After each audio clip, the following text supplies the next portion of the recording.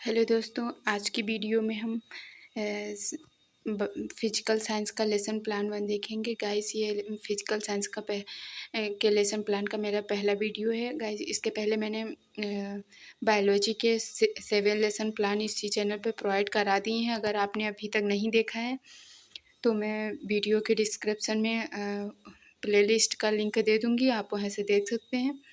तो चलिए video start करते हैं। गाइस पाठ्य योजना में पहले हम विद्यालय का नाम डालते हैं जहाँ मतलब टीचिंग करने जाएंगे वहाँ, और छात्राध्यापिका का नाम इसमें अपना नाम पड़ता है। उसके बाद दिनांक, कक्षा, विषय, उपविषय, अवधि, चक्र ये सब डाले जाते हैं। गाइस आज का मेरा विषय है भौतिक विज्ञान, फिजिकल साइंस, और ये लेसन प्लान साइंस से रिलेटेड है तो विषय में विज्ञान डालेंगे, साइंस। तो गाइस आज का प्रकरण है मेरा ऊर्जा, एनर्जी। तो पहले हम सामान्य उद्देश्य लिखेंगे। साइंस के हर लेसन प्लान के सामान्य उद्देश्य सेम होते हैं। बाकी विशिष्ट उद्देश्य में हम जो हमारा प्रकरण होता है उससे रिलेटेड होते हैं विशिष्ट उद्देश्य।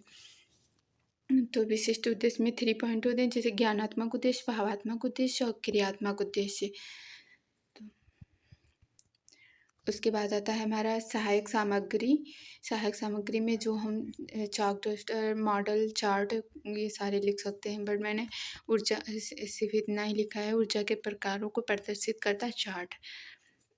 और पूर्व विज्ञान में हम वो लिखते हैं कि बच्चे जो हम टॉपिक पढ़ाने जा रहे हैं उसमें बच्चे उसके बारे में क्या जानकारी रखते हैं। तो बच्चे भोजन के बारे में सामान्य जानकारी रखते हैं, भोजन के बारे में जानते हैं, तो उसी से। उसके बाद आता है हमारा प्रस्तावना प्रश्न। प्रस्तावना प्रश्न में हम बच्चों से क्वेश्चन करते हैं जिसमें अपने टॉपिक पर प्रकरण को स्टार्ट करने से पहले प्रस्तावना प्रश्न किए जाते हैं बच्चों से। तो प्रस्तावना प्रश्न इसमें 3 कॉलम, जैसे इसमें क्रम संख्या डालेंगे और छात्राध्यापिका क्रिया, फिर छात्र छात्रा अनुक्रिया। तो इसमें छात्र छात्रा अनुक्रिया में जो बच्चे आंसर देंगे वो लिखेंगे, और छात्राध्यापिक क्रिया में जो हम क्वेश्चन करते हैं वो। उसके बाद आता है हमारा उद्देश्य कथन कि इस प्रकरण को पढ़ाने के हमारे क्या उद्देश्य हैं। तो बच्चों आज हम ऊर्जा के बारे में विस्तृत अध्ययन करेंगे। उसके बाद आता है हमारा उद्देश्य कथन के बाद आती है हेडिंग प्रस्तुतिकरण।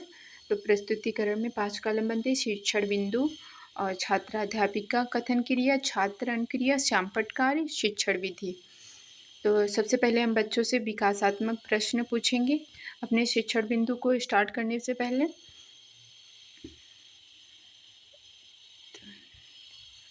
जब बच्चे आंसर नहीं दे पाएंगे, उसको समस्यात्मक होगा, तो वही हमारा शिक्षण बिंदु होगा। तो फर्स्ट है ऊर्जा तथा उसके स्थानांतरण की व्याख्या। और विकासात्मक प्रश्न पूछेंगे तो ये हमारी शिक्षा विधि प्रश्नोत्तर विधि हो जाएगी। उसके बाद हम स्पष्टीकरण देंगे बच्चों को, तो हमारी स्पष्टीकरण विधि शिक्षा विधि हो जाएगी। और छात्र ध्यानपूर्वक सुनेंगे। ये मेरा एक्सप्लेनेशन है। स्पष्टीकरण जब हमारा कंप्लीट हो जाएगा उसके बाद हम बच्चों से बोध प्रश्न करते हैं कि बच्चों को जो मैंने पढ़ाया है, स्पष्टीकरण दिया, वो बच्चों के कितना समझ में आया है। अगर बच्चे बोध प्रश्न का आंसर दे लेते हैं तो ठीक है, नहीं दे पाते हैं तो हम उसको फिर से रिवाइज करेंगे।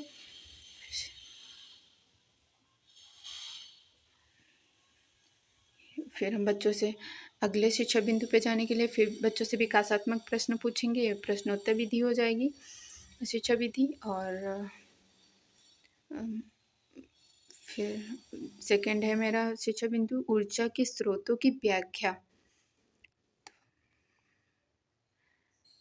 तो स्पष्टीकरण देंगे बच्चे तो मेरी और अगर उसके प्रकारों से बने, मतलब जो अगर कोई चार्ट या कुछ लेके गए होंगे तो उसको दिखाएंगे, बच्चों को समझाएंगे, तो प्रदर्शन विधि हो जाएगी शिक्षा विधि। और साथ में व्याख्या भी कर रहे होंगे, स्पष्टीकरण दे रहे होंगे, तो स्पष्टीकरण विधि।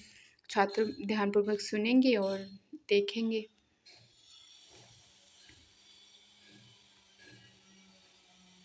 गाइस फिर हमारा स्पष्टीकरण कंप्लीट हो जाएगा तो फिर हम बच्चों से बोध प्रश्न करेंगे कि पृथ्वी पर ऊर्जा का प्रमुख स्रोत क्या है। तो बच्चे बताएंगे सूर्य। तो उस प्रकाश ऊर्जा, ऊष्मीय ऊर्जा तथा यांत्रिक ऊर्जा का उदाहरण बताइए। तो बच्चे बताएंगे तो हम उसको सैंपल कार्ड में भी लिख देंगे और उसके बाद ये शिक्षा विधि हमारी प्रश्नोत्तर विधि हो जाएगी, क्योंकि हम बच्चों से प्रश्न कर रहे हैं ना। उसके बाद आता है फिर जब बोध प्रश्न के बाद फिर हमारा विकासात्मक प्रश्न आएगा अगले शिक्षा बिंदु को स्टार्ट करने से पहले। तो किसी कार्य को करने के लिए हमें किसकी आवश्यकता होती है? तो ऊर्जा की। फिर सेकंड क्वेश्चन करेंगे, अगर बच्चे बता लेंगे तो ऊर्जा के प्रकारों के बारे में बताइए। तो बच्चों के लिए वो नहीं जानते होंगे तो नहीं बता पाएंगे, तो यही हमारा शिक्षण बिंदु हो जाएगा कि ऊर्जा के प्रकारों की व्याख्या। तो फिर बच्चों को स्पष्टीकरण देंगे उसमें।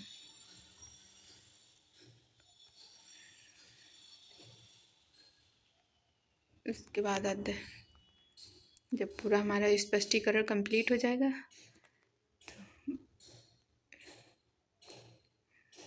तो बच्चों से बोध प्रश्न पूछेंगे। फिर अगर बच्चे आंसर दे लेते हैं तो सही है, नहीं दे पाते हैं तो फिर हम उसको क्लियर करेंगे उस पॉइंट को कि क्यों नहीं समझ में आ रहा है बच्चों। उसके बाद आता है हमारा जब प्रस्तुतिकरण पूरा कंप्लीट हो जाएगा तो हेडिंग आती है श्यामपट सार। तो हम जो ब्लैक बोर्ड पे लिखे होंगे वो बच्चों को समझाएंगे, रिवाइज करा देंगे, जो मेन पॉइंट लिखे होंगे वही हमारा श्यामपट सार होता है। गाइस मैंने A4 साइज़ पे प्लेन पेज पे बना के लगाया है श्यामपट सार। आप चाहें तो ब्लैक चार्ट पे भी बना सकते हैं। उसके बाद आता है श्यामपट सार के बाद मूल्यांकन प्रश्न।